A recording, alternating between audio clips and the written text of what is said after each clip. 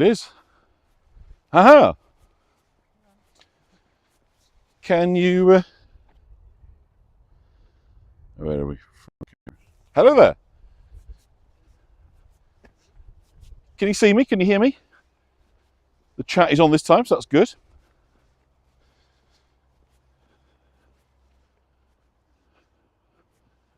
Yep, sorry for making you jump. Suddenly, I'm here. So, can we have a time check? So, annoyingly on this Streamlabs, it doesn't actually tell what time we're on. Oh, a couple of minutes. It doesn't actually tell you what the time is, but it does on that phone. So I hope we're all well, fine and dandy. And ready for one of two tours today. Spoiling you. Double trouble. Not just one, but two. And talking of two, hello from Mrs. John, who's with us today. So it's the first time I've seen this with the chat on. It's quite good. I can read it. It takes quite a lot of the screen, but that's okay. So I hope we are all well. We are very much in the grounds of Burghley Park. I'm just trying to walk as far as a little bit held up on the way, so not quite in the position I thought we were going to be in, but nonetheless, we'll be starting shortly. So Tish, mine, hi Marlena. Have we got a house for you today? Leslie, Nicole, Joyce, Elizabeth. I'm not sure if we can scroll back through chat. Let's, oh yes I can. Beta is on, Catherine. So Trist, make a little comment so that I can say hello, and we'll get started in just a moment or two. See you hear me? Good, that's great, Tish. Thank you for that. Hi, Jackie. Pink waving. Leslie, Uta Schilling. Hello. How are you? Lovely to have you on. Oh, Diane. It's good to see you too. So, as I say, walking with no real kind of purpose other than to lengthen the walk and the time that we've got to get before we hit the house. And obviously it's busy in the park today, so I'm going to do my best to obviously maintain people's privacy so they don't feel kind of gawped at as we go along. But other than that, we will do our best to show everything. So hi, Nicole. Is Humphrey? No, Humphrey is not. Humphrey's at home with his sisters. They're looking after him today. He would be... he'd be too high maintenance on this. Humphrey, you know, with his rescue mentality, he can't really cope with crowds. Other dogs, he's not great around. He's okay, but you know, take him off his home patch, and he struggles very, very quickly. So he's not very adaptable, I'm afraid. So consequently, he doesn't make for much of a travelling companion on days like this. Anyway, I think that we are all about here. Those that are going to be joining, others can join along the road. So welcome to Burghley Park. Has anybody been to Burghley Park? Just before I kind of start. Thank you, 2 p.m. Has anybody been here? We are in, well, we're straddling actually, right through the middle of this park, we're walking, is the line that divides Lincolnshire and Cambridgeshire. Lovely. Hi, Anne, good to have you with us. So, you know, we're right on the line, so we're right in the furthest part of Lincolnshire today. And this is the third tour I've done from Lincolnshire. Been here in Stamford Town. We've been, of course, to lovely Lincoln City. So this is the third time, because I always think Newark's in Lincoln, but it's in Nottinghamshire, I think. So it's the third time in this county. So let's hope it's third time lucky. And everything goes swimmingly well. And we start, so I'm going to, there's an interpretation board over here. So I think we'll walk there and start the tour from there. And then we'll kind of take in, and I'll tell you a bit about, a big comment on your looks there. Mrs. John is very beautiful. So I'm not quite sure this board is going to tell us, but I think we'll start with looking at the board, and I'll give you an orientation. We're right in the midst of the estate. Thank you, Lee. And so I really appreciate any support. Obviously, this normally would have been paid for, but it also organised at very short notice, so consequently didn't have time to do ticket sales. So anyway, let us start with the matter in hand, shall we? And let's do the camera. So, just for human sisters, yes, human sisters, not doggy sisters. So we are at a place called Burghley Park. You see there the ancient crest, and this is still to this day is the home of the Cecil family. And you can see here a map of the estate, obviously the big house right here in the centre. And that's what we're going to be looking at First of all, we're going to have to talk about the parkland and the kind of creation of the parkland in the 18th century. And then we're going to talk a bit about William Cecil, the kind of first builder of the house, and his incredibly colourful and varied career under various kind of monarchs, most notably through Queen Elizabeth I, while we look at the beautiful house itself. But let's just have a bit of a kind of span round. So I'll just give you a sense. Now, I was actually planning to take us to the big gates, but they're another sort of 5, maybe 10 minutes walk down in that direction. Hopefully you can kind of see the path running off through the middle of the screen. So we're not going to do that, which means we'll get to spend longer looking around the house, which I think is kind of nice, and I'm sure it's what you all want. But I want you to kind of take in the parkland, because the parkland that we see today was largely designed by Lancelot, otherwise known as Capability Brown, in the 18th century. Is that a name that people are familiar with, Capability Brown? Have we heard that name as a landscape architect? He was England's most famous. Interesting story. I'm going to tell you about him in a little bit. So is anybody just give a bit of feedback? Is Capability Brown, is that a name that we've come across? Is that a name that people are familiar with? First time? No? Okay, interesting. Because he really invented what you're looking at, the country estates garden. That's kind of about natural planting. And as we get further up, you'll see there's vistas to both Burghley and its kind of famous, you know, the spires of Stamford, but also across the countryside. So very kind of bucolic, very rural. It's t-shirt him. And Brown himself was born in a remote hamlet in a place called Kirkole in Northumberland. And he was one of 5 children, and he was born to a poor family. But it was strongly suspected that his mother had a dalliance with the lord of the manor, Sir William Lorraine, and that actually he was the son of Sir William Lorraine. And this is sort of given that tree, which one are you looking at? I'll just spin around. Look at this. I mean, everything is incredibly mature. So Lancelot Brown entered the service of Sir William Lorraine immediately after he finished school. And what's unusual is he was in school till the age of 16. So, of course, for poor children in rural Northumberland, it would have been the norm at that age of the 18th century to leave school at 11. So that kind of marks out something different. Why was he given this education? Why did the Lorraine family pay for it? And then, of course, when he leaves school, he enters their service. And the Lorraine family were creating a garden in a kind of new natural style. And Brown had already proved himself a kind of valuable lad, and he became deeply involved in the planning of the garden. So there's a lovely bench just here. Isn't that charming? All carved out of local wood. It's very much bum-shaped. Hollows. I don't know if that's deliberate or it's just worn away with the providing comfort for many people for many years. So he kind of cuts his teeth from sort of 16 in designing, if you like, this big family garden. And by the age of 23, Lancelot Brown, or Capability Brown, heads south. And he uses the connections that he's got through the Lorraine family, because obviously all the aristocrats, they all know each other. And he soon establishes himself as the kind of landscaper of choice to the gentry. And he was highly innovative. He invented a tree moving machine which could uproot and shift specimens between 25 feet and 35 feet in height. So, I mean, that's pretty high, right? And that what it meant that because he could move and transplant trees, he could create instant clumps of trees. So he could really start to completely landscape in a wholly different way. And he paid particular attention to approach drives. So they're like carefully arranged tableaux, if you know what I mean, like sort of picturesque sort of scenes where you suddenly see a turret or a bit of the castle, so that it gradually evolves the view. These kind of winding, twisting paths are kind of slowly revealing the majesty of the great house at the centre. And this is what his trademark is. This is what he becomes kind of known for. And then the whole park is getting encompassed by a sort of thick belt of trees that run all the way around. So the carriage drive, you're arriving here in the 18th century, in its kind of heyday when this landscape was being put, you'd arrive in a horse and carriage. You could then have jaunts around. So we're just starting to get our first little glimpse of the house. I don't know how well you can see into the distance on my camera, but it's a grey stone. So it's about the nobleman being able to create perfection and then kind of show it off to their guests. So the countryside that we see today is largely the creation of the Georgian era. And it's a kind of consequence of the twin pursuit of both profit and pleasure. So profit was through the new farming methods, and pleasure obviously by remodelling the landscape to give sort of delight.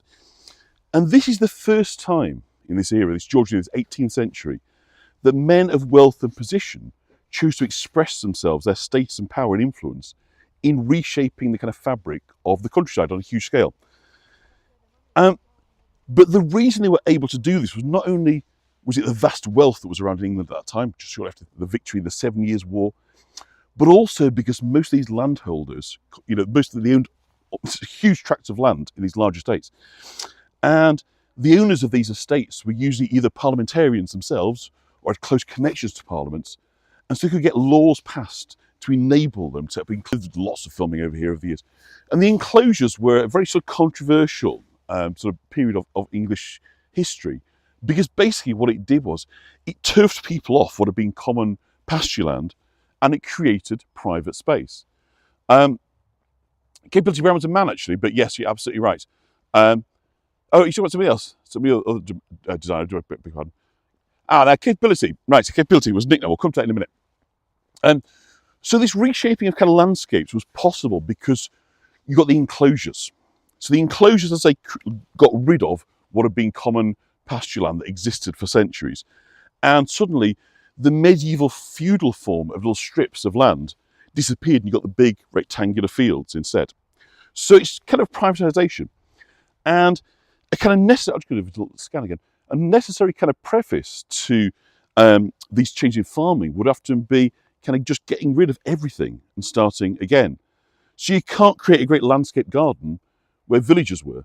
So often they were just moved or demolished. And Parliament passed hundreds of acts, about 1,000 acts actually, between 1750 and 1820, that allowed for this whole reshaping of the countryside, dramatically sort of changing the visual appearance. As I say, it was change that came from the top.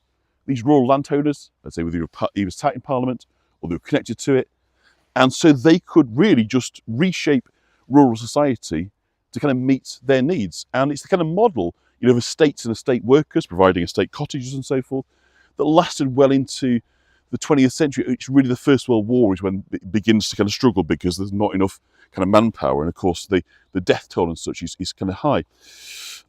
The focus, obviously, of these parks was the Great House in the middle, understandably. And by the 18th century, the purpose of a kind of great house had changed considerably from the earlier times. So in Middle Ages, there'd kind of been like a local community centre where the lords of the manor entertained their tenants, where justice, where courts, and where the business was done, if you like. So it's the administrative powerhouse of the locality. And as the royal court and parliament rose more and more to prominence from the 16th century onwards, the function of the great houses kind of changed. It was about then hosting aristocracy. It was providing services. So these houses were now built to impress others of the same class. Because in this age where travel becomes easier, the country house visit had become the norm of upper class social life. So the houses were now designed with suites of rooms in which to receive the royal family and in which to entertain their peers in splendour. And up until this period where there were servants kind of living in the same property, so you're really starting to get this kind of element spring. So you can have a look at where we are. So the house is quite close. You can start getting views of the house very shortly. So we're at Oak Hill, and this is telling us all about the ancient oaks. But this steam weeping is a problem here, and stem weeping, as opposed, so is a problem here, and it's an insect attack. I'm just reading here that unfortunately, once it gets into the trees, it's killing them in about 5 years. So they're having to do an awful lot of work to keep these ancient woodlands kind of going. Thank you, Marlene, that's very kind of you. So the servants are now kind of relegated to separate areas of the household. Even in kind of farmhouses, servants sort of cease to live in and were sort of created cottages nearby.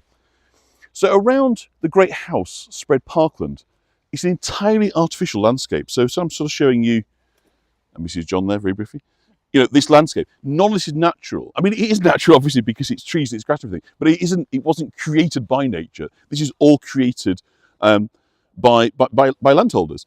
And it's designed to insulate the kind of inmates from the world beyond. And to kind of achieve such a, these sort of elysiums, if you like, to call this, or rather, flowery term, isn't it? But it's about ancient civilizations. It often demolishing and moving whole villages. So at the very least, kind of humble cottages, the labouring poor would then be made to look attractive. They have trellises and climbing plants. So that as you're riding past in your carriage, your labourer's cottage looks pretty. It looks part of the entire design scheme. It's a complete change of aesthetic. And then beyond the park stretches the farmland in every direction. And this, again, has changed beyond measure. The old kind of medieval strip farming system has now moved to these big rectangular fields. So rights to access to farm, how you're going to support your family, are basically thrown out the window. This system of kind of cultivation vanishes and is replaced by, as I say, the new rectangular fields enclosed by hedges or walls. So as a result of this, you get crop rotation for the first time because you get larger fields coming. But those that lose out are the poorest. Those that are totally reliant on grazing their animals on pasture land or on free land, they're of course hit by the loss of kind of common land. So this is the kind of backdrop of the social realities. And in a minute, we're going to admire this stunning property. But there's always a price to pay. I think it's important that we kind of recognise is these things don't happen by accident. They happen by fundamentally changing and reordering society. So actually landscape design is a really interesting way to think about that because you're quite literally changing the world around you. So this was a revolution in new garden style. It originates in England. And it was to cross not only mainland Europe, but also travel to America. So hopefully you start to get now the first glimpse of the house there. So I'll give you a kind of postcard. And these kind of expressions of wealth and status in such parks were kind of profound statements by the owners as to how they viewed the world of nature around them. And this kind of represents a reversal. It's a shame there's this Harris fencing around. So hopefully that's not going to upset your views too much. But I'll just try and give you this sort of sense of the parliament. Because the older view, the medieval view, and up through the sort of 16th, 17th centuries view of nature, was the natural world had come about as a consequence of man's sin. When he gave into temptation in the Garden of Eden. You see, before that, man lived in heaven, right? Once he fell for the temptation, that was changed. Earth became something that then needed to be worked against. Before that, God had ordered kind of nature into perfect harmony, with trees growing in ordered geometric patterns, the fruits of the earth being spontaneously given, the animals were tame. But as a result of man's fall from grace, that transgression, all that changed. For now, a man had to toil, and he faces a hostile nature made of impenetrable forests, filled with dangerous wild beasts, the kind of threatening mountains barring his passage. Everything was made difficult. So only in the creation of a garden could man reorder nature in accordance with the divine will. So the earliest gardens, and think Versailles. Versailles is the epitome. I don't know if anybody's been to Versailles or seen pictures of it. It is all geometric shapes, squares, fountains, avenues, canals. Yeah, can we get a sort of mental picture of what Versailles looks like? And when they built Versailles Gardens, which is the kind of the absolute high point of the previous Versailles Gardens, that was the complete high point of believing they were reflecting God's structure of the universe. So these formal gardens, you know, that because they reached their kind of apogee really with Versailles, is all networks and grid patterns and shapes. Is all kind of structure and order. It's kind of reflection of our Highlands and Iran. Good to have you with us. So it's all about structure and order and divine will. But the style you're looking at now completely sweeps this away. So it's not only just a change in fashion, but also a rejection of the old view of nature. And the one that replaced it was just artificial, because it's landscapes depicted in the poetry of classical antiquity. So it's an Arcadia inhabited by contented shepherds and shepherdesses, tending their flocks in kind of leafy glades with glimpses of temples, the pagan gods in the distance. And even more, it was the vision of painters. So again, you know, sorry for any obscure allusions, but have we had Poussin, Nicolas Poussin, and Claude Lorraine? These are painters that became incredibly valuable, incredibly collected by the aristocracy. And Et in Arcadia Ego is one of the famous sort of Poussin pictures, the shepherds looking at, and here I am in heaven. But it's always these kind of, you know, people of the earth, if you like. So you know, that seem very, very contented, and they're in this beautiful kind of bucolic kind of landscapes with kind of lavish ruins behind them. And so this is the pictures hanging on the wall. So there's a desire to kind of remodel their estates in what they saw in those pictures. And this kind of accorded well with men whose education was classical, and even more so, they now have this shared cultural experience, which is the Grand Tour, that they wish to kind of evoke on their own estates, reminiscences of Roman ruins they'd seen in Italy. And so gradually the gardens of the previous century were seen as aberrations. So stiff lines gave way to serpentine ones. The cult of the wiggly walk set in, and the country beyond the garden and the park was no longer viewed as wild and savage. Vistas began to open up into it, and the line between the park and the house and what lay beyond was blurred by the invention of the ha-ha. We'll hopefully able to show you the ha-ha fairly close up in just a moment, which is a dry ditch with a retaining wall. So rather than having a high fence, which is really quite annoying, I've got Harris fencing here today, but I don't know how well you can see, but in front of us there is a ha-ha, and basically what it does is it creates a very, very subtle change in level, which prevents cattle wandering up onto the estate, but it allows for vistas to run across. So I love the dogs allowed here with 2 places to join them. Humans, okay? Lovely landscape, yeah, absolutely. So the ha-ha ditch, I hope we're about to get close. When I was here last time, just the other week, signal testing, I was able to get right over here, but this fencing wasn't here. But I'm just going to try and see if you can see what I'm talking about. So I don't know if you can see just running through the middle of this, and the chat is right across my screen, so I can't necessarily see what you're seeing. So apologies about the fencing. But there's like a sort of line. Can you see like sort of the top of like what appears like a stone line? That's actually the top of a wall.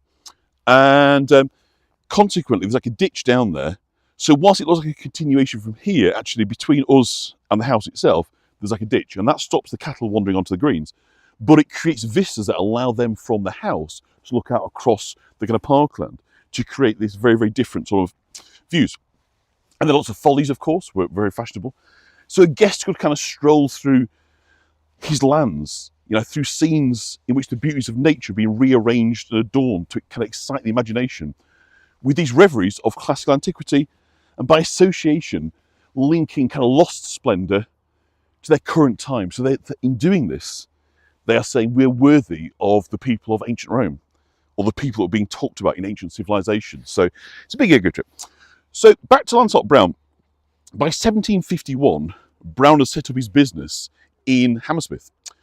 And within 13 years, this illegitimate son born into poverty would become the royal gardener. And during a career lasting 35 years, he landscaped about 100 parks, including the work here at Burghley, which started in 1755. And his routine was always the same. First, he'd visit a place, charging 10 guineas a day to determine the outlines of a scheme. He'd walk around with a surveyor and a draftsman who noted down and produced drawings, everything that was to be done. And these visits were so brief, he was nicknamed Capability Brown. So Brown, if he had a genius, so you see hopefully in the distance there, the spires of Stamford, was in the people that he chose to work with him, because his designs were carried out to the letter by supervising foremen. Absolutely lazy there. Enclosure rights took away common land rights to the poor. Absolutely. How large is the property, Elizabeth? It is absolutely huge. I mean, you're just sort of seeing the front of it here, and of course it goes back a long way. I was hoping we'd get on the other side to the lakeside, but as I say, it's all sort of fenced off, unless I think maybe if the bottom end of the park might be able to get in. But this was his style. His formula kind of never really changed, Capability Brown. What he would do, he would find a water source, he would dam it, and he would create like a winding river that worked its way through and around the estate. So at Burghley, he created a man-made lake in here in 1775 to 1780, when he found a stream of waterproof blue clay in the grounds. So he was able to enlarge the original 9-acre pond to a 26-acre lake. And he created what they call Lion Bridge, which unfortunately we're not going to be able to get to today. We have to come again, aren't we? When it's back open, to create the sense of water flowing underneath it, but really it's a dam. It's very similar at Castle Howard, where it's exactly the same sort of way. And he charged 1,000 guineas for his work on the bridge. And so then the lawn sort of sweep down to the water's edge, which is the other side. We'll walk around. I'm not quite sure where we can get to, but we'll have a good walk around and see what we can see. But of course, it meant moving thousands of tons of earth. And then the clumps of trees, you see, was picked up and dotted around. And what he basically did was he ensured that there was lots and lots of different colours, different contrasts, so that throughout the season you'd have a great deal of interest. Not inside the house, hideous, yeah. So in total, Capability Brown was paid £23,000 at the time for his work here at Burghley House between 1755 and 1779. And his attention to detail, I think, would have very much appealed to the man who created what is often referred to as England's grandest stay at home. I'm just going to take a sip of water and then we're going to talk a bit about the founder. So, as I say, I think it's kind of an interesting story because thinking about Parkland, we look at this and we think, isn't it beautiful, is it natural? But it is entirely man-made. Pamela, there should be a link in the tour description. That would be very kind. If you buy me a coffee, that would be great. So at one time, this would have been strips of cultivated farmland. There had been villages, there had been hamlets, there had been cottages. So it's a very, very different landscape. This is, if you like, it's playing God, isn't it? Let's be honest. But of course, aesthetically, we absolutely admire it enormously. But it is a very, very different English landscape. And so it's the ambition of the landowners, the Marquess of Exeter, who the holders here, working with Lord Burghley of the time, working with Capability Brown to create this. But I think it's just always useful to know kind of what it was before and why it is revolutionary. But I think it's also absolutely amazing. I do love it. So the story of the Burghleys starts in the 15th century. And, starts here in Stamford. And John Dickens, the Chief Magistrate of Stamford, had a daughter and an heir called Alice. And she marries a chap called David Cecil, a gentleman of Stamford, who became one of King Henry VIII's sergeant-at-arms. So David Cecil had a son, Richard, who was father to William Cecil, the first Lord Burghley who had this built. He was a great Elizabethan statesman whose descendants, the Marquesses of Exeter, are still seated here. So this is still the home of the Marquess of Exeter. And when we walk around the town, you will see the crest, the Burghleys, which is right at the top of the gates here, all over the place. So William Cecil's early career was spent in the service of the Duke of Somerset, who was the brother of the late Queen Jane. In other words, Lady Jane Grey, her brother. Remember the story about Lady Jane Grey, who was the queen that they tried to put in as a Protestant to prevent Mary succeeding her brother, Mary, of course, being the daughter of Henry VIII. But the problem was Mary had been brought up as a Catholic, and the last thing they wanted was a Catholic monarch. So look at that. Isn't that quite stupendous? So he'd been the Lord Protector during the early years of the reign of his nephew, the young Edward VI. So Cecil, according to his autobiographical notes, sat in Parliament in 1543, but his name does not elected for the family borough of Stamford. And he seems to have acted as a private secretary to the Protector, the Duke of Somerset, and was in some danger at the time of the Protector's fall in October of 1549. The Lords opposed ordered Cecil's detention, and on the 10th of October and in November, he was in the Tower of London. So he came very, very close, Cecil, to execution. His patron, the Duke of Somerset, Edward Seymour, brother of Jane Seymour, who married Henry VIII in 1536, and produced his only male heir, was the uncle of the king. But even that was not enough to protect him from being sentenced to death. So it looked like Cecil would follow his master to the block. But Cecil ingratiated himself with John Dudley, who was the Earl of Warwick. And less than 3 months' time, he was out of the Tower of London. And on the 5th of September in 1550, Cecil was sworn in as one of King Edward's 2 secretaries of state. So a remarkable turnaround of affairs. In April 1551, Cecil became the Chancellor of the Order of the Garter. Having survived one close brush with death, circumstances soon brought him into peril again. So Cecil's new patron, the Earl of Warwick, was now promoted to become the Duke of Northumberland. And he set about protecting the Protestant government from the accession of a Catholic queen. It was clear that the young King Edward was ailing, and his legal successor was his half-sister Mary, the daughter of Catherine of Aragon and a devout Catholic. So the Protestants saw a Reformation in peril. Everything they worked for was going to be unpicked. And at a more personal level, their lives in danger from the retaliation of a Catholic monarch. So Northumberland forced King Edward's lawyers to create the instrument setting aside the Third Succession Act. So on the 15th of June 1553, the document, which Edward titled My Device for Succession, barred both Elizabeth and Mary, the remaining children of Henry VIII, from the throne in the favour of Lady Jane Grey. So Cecil resisted for a while.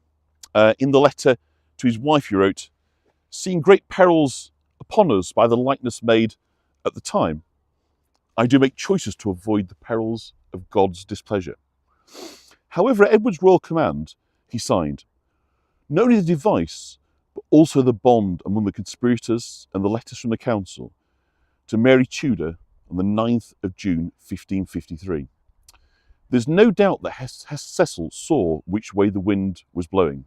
He disliked Northumberland's scheme, but he had not the courage to resist the Duke to his face. So the plot to impose Lady Jane Grey on England failed miserably, and the girl would go down as the 9-day queen before her trip to the scaffold, aged, anybody know how old she was, Lady Jane Grey, when she was executed? Just interested to know if anybody knows this. Not what the time lag is on the chat, but I'll just give you a moment just to see if anybody's up on Beautiful Estate yet. Nobody seems to know. It's all right, isn't it, Marlena? Yeah, I thought she was 16. So Lady Jane Grey was executed at the age of 16 as the 9-day queen. So, of course, this panicked Northumberland. So as soon as the Duke had set out, Cecil became the most active intriguer against him. And in these efforts, of which he laid a full account for Queen Mary, so he very much worked out the lay of the land. And so Cecil now goes to Queen Mary, and he basically pleads his immunity. He had no part, luckily, he'd had no part of the divorce of Henry and Catherine of Aragon or the humiliation of Mary. So it seems basically that he got away with it. He made no scruple about becoming now a Catholic. So Cecil is elected to Parliament as a knight for the Shire of Lincolnshire in 1553. But he doesn't go on to hold high office under Mary, but it's remarkable really that a signatory of the order that sought to prevent her becoming queen, that he escaped at all with his life. But once again, fortune swung in his favour.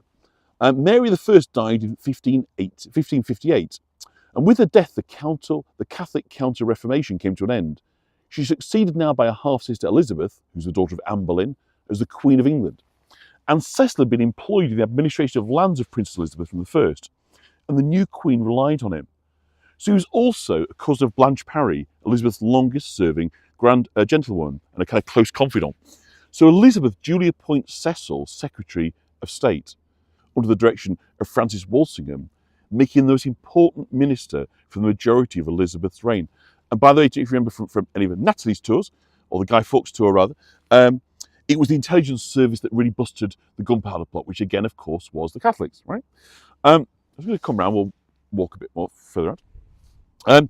So Cecil's kind of share in the religious settlement of 1559 was considerable, and it coincided fairly with his own Anglican religious views. So again, he switches back to Anglican. It's a nice little visit. So I'm just going to pull back a little bit. So now he's quite happy to persecute Catholics all over again. But he has no real love for ecclesiastical jurisdiction. It's not really his bag.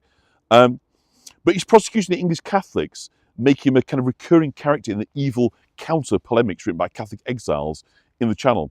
So Cecil was very much seen as a blackguard and a kind of corrupting influence over the Queen. It was said the Queen will listen to none until him. So consequently, the view was that he was this malign influence.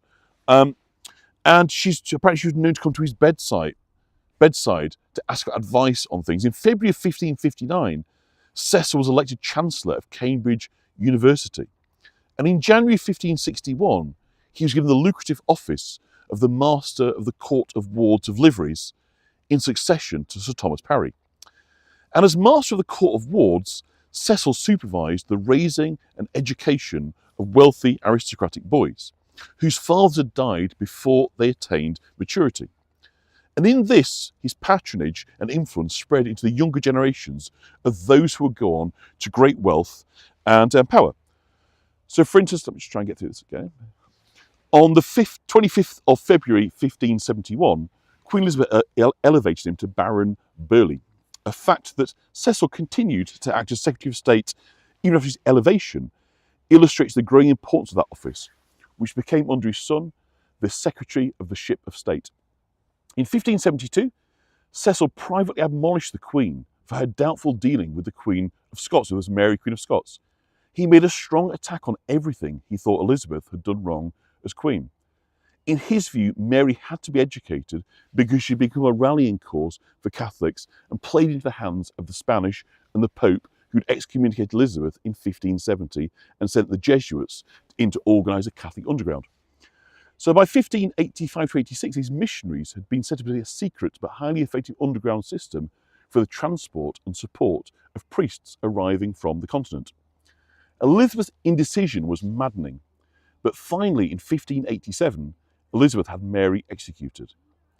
In 1572, Cecil became Lord High Treasurer, and the new Lord Treasurer's hold over the Queen strengthened over the years. So Burghley House here near the town of Stamford was built for Cecil between 1555 and 1587 and was modelled on the privy lodgings of Richmond Palace. And it was subsequently the residence of his descendants, the Earls and Marquesses of Exeter. The house is one of the principal examples of a 16th century Elizabethan architecture, reflecting the prominence of its founder and the lucrative wool trade of the Cecil estates.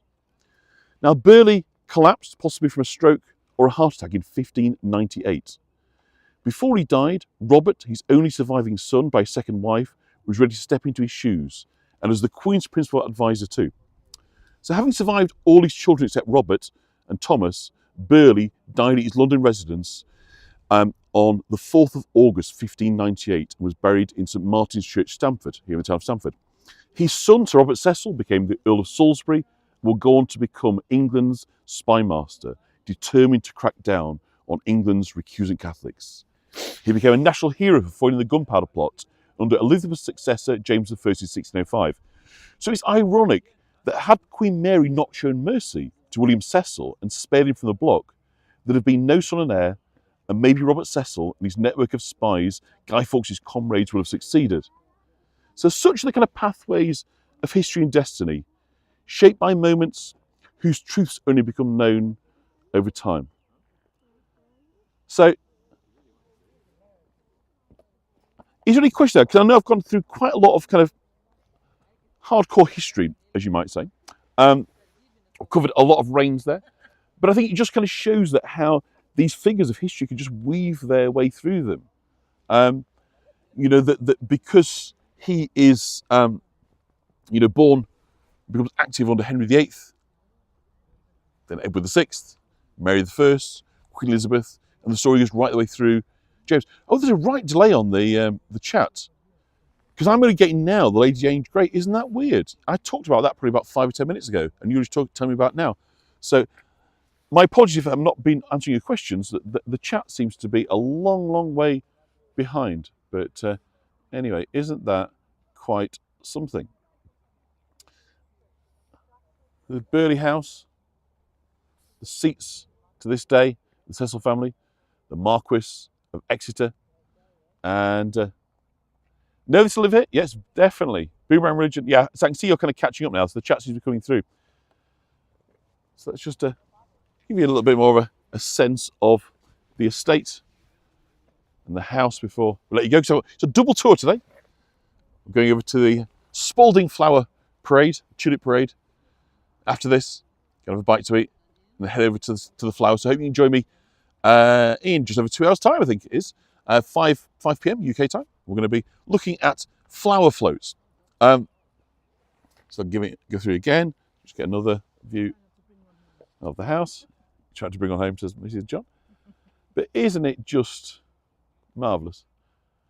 So I do hope that you have had the Buy Me Coffee calendar. Is it? Not in the description here. I thought it was underneath the video. For those that don't know, if you just scroll down, to the right hand side of the video you're watching, if you're watching on YouTube, there should be like a scrolling thing. If you scroll down, part of the house will disappear, and underneath the video will appear. And you should be able to see a link to buy me a coffee in there.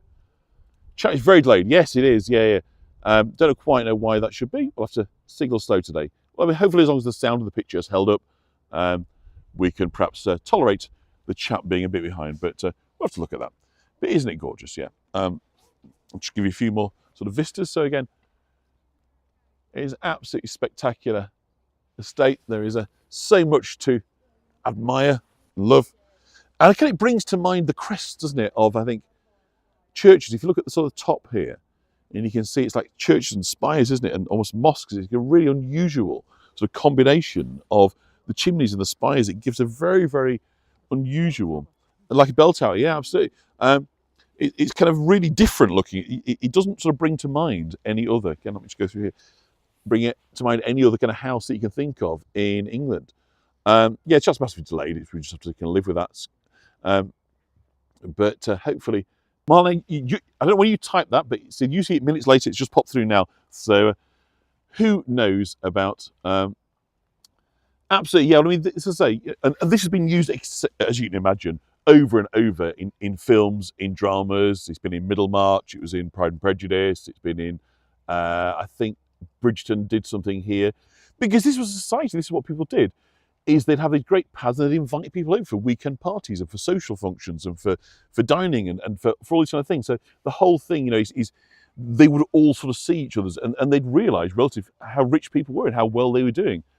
Because, when you are living in a beautiful old home, but actually the rain's leaking in, and it's cold and drafty, then you come somewhere like this, it's a very kind of different picture. People will be very, very aware of the relative wealths of the aristocracy. And coming to visit this place, arriving by carriage, be coming up through the grounds and seeing it all. It's magical. We'll just go around that one more time, before I can let you go. Thank you, Joyce.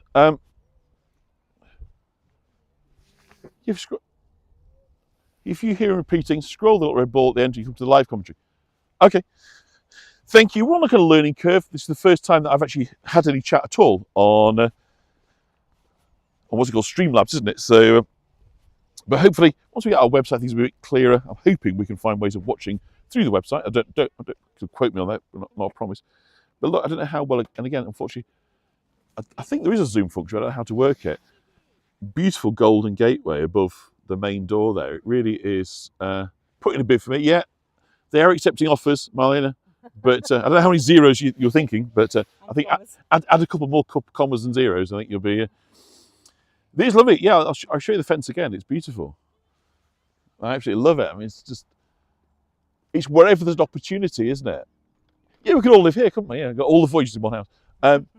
Every opportunity for ornamentation. Yes, it does look bright and brilliant. I think that's a really good comparator. Yeah, the ornamentation on it is just fabulous. But you can sort of see how they just set out to. I'm just going to give you the roofscape.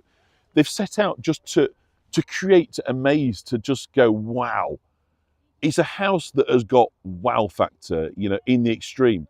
Yeah, if you talk about the lakeside, I want to take us down to the Lion Bridge, which is basically it's all over there. I want to go from that view because you get fantastic sort of parkland views. But unfortunately, if you can see over here, there is this Harris fencing that is a kind of, because when I came here about 6 weeks ago to signal test, and the signal's pretty good, surprisingly, I kind of came right the way across here.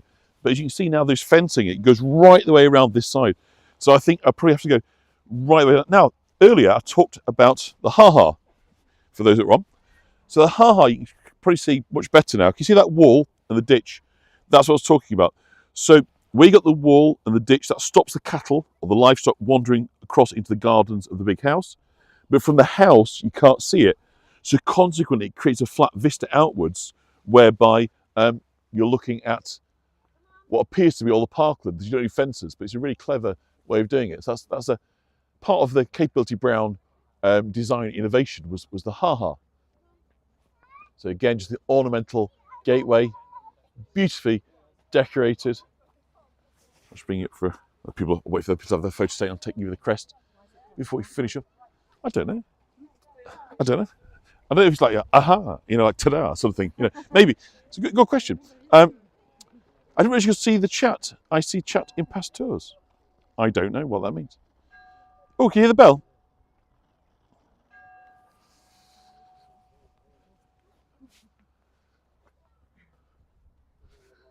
So I'll give you a little close-up of the... I will ask Steph about zooming. I don't know quite how to do it. Several zeros, yeah, I think, yes. I would suggest now we're just a couple of minutes behind. So I'm going to give you a last little view of the house, if I can just find a way.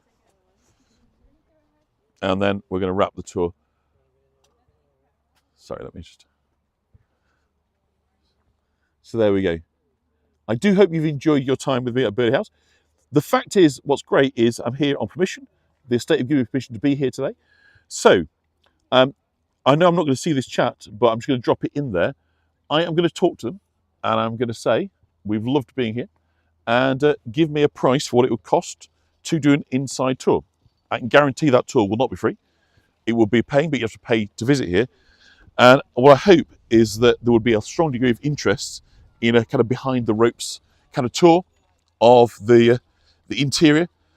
So I'm going to ask that question of them, and we'll see what that figure comes back with. And if I think it's a figure that seems like it is within reach of people, doesn't seem too extreme, then hopefully that's something we can talk about and make happen. Is it usually open for, it is open for visitors, just not that gate. So for paying visitors, we didn't have permission to go inside on today. I'll show you, we'll walk back this way and I'll show you where the entrance is. So this is obviously the family, you can see the cars there, because obviously it's still private residence. Tish, you're absolutely very welcome. So if you want to support this tour, as I say, normally this sort of tour I'd charge for because it's quite a long way of drive. But I've not been able to today because it's just too short notice. I only got this agreed 2 days ago.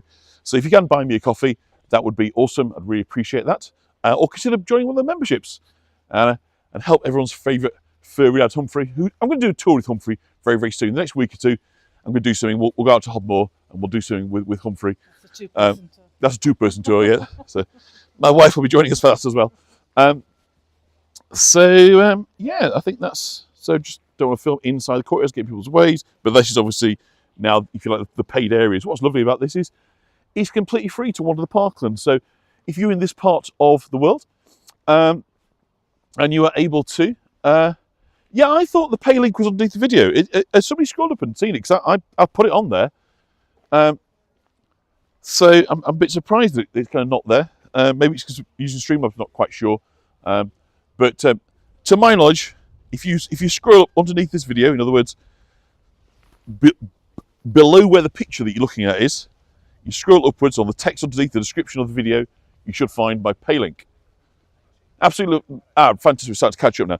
Yeah, well, I mean, obviously you have to say yes, Elizabeth. So as with all these things now, it's a game changer really, because for the first time, I don't have to worry about, look at this, I'll give you a little sense of the interior. Look. I don't have to worry anymore about Hago's End. Look at that for a ceiling. What do you think?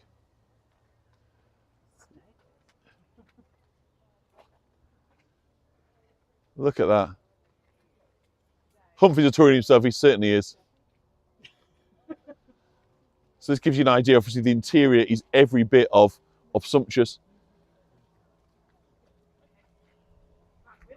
But if you can't find it, I'm sure that if you're able to, just go up to my group, All Points North with John. Facebook, link on Facebook, we're not here, right? I'm sorry. I'm learning and doing what I'm doing. Normally under the more button, don't see it there. Okay, Elizabeth, I don't know. I thought I'd put it on there, obviously not, so that is my links don't show up. There, I've done PayPal, send Humphrey a treat, that is perfect. PayPal, send Humphrey a treat, absolutely, is one of the addresses. And the other one is buy me a coffee, I think it's Humphrey's Treats.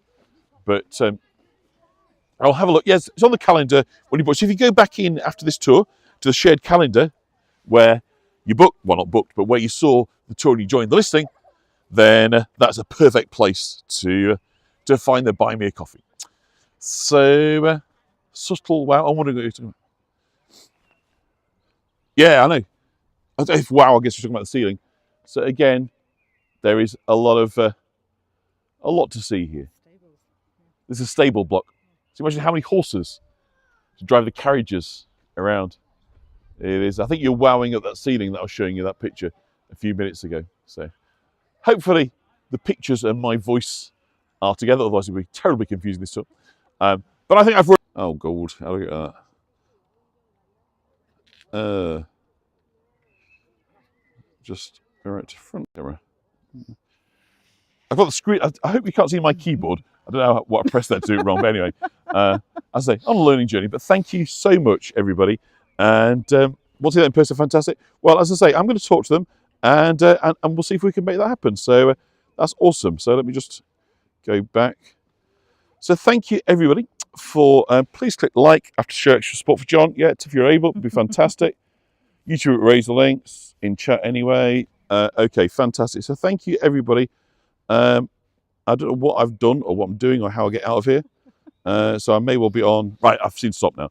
So thank you very, very much. We are. There we are. Going to get off. So I'll hopefully see you in a couple of hours with some flowers. So bye-bye.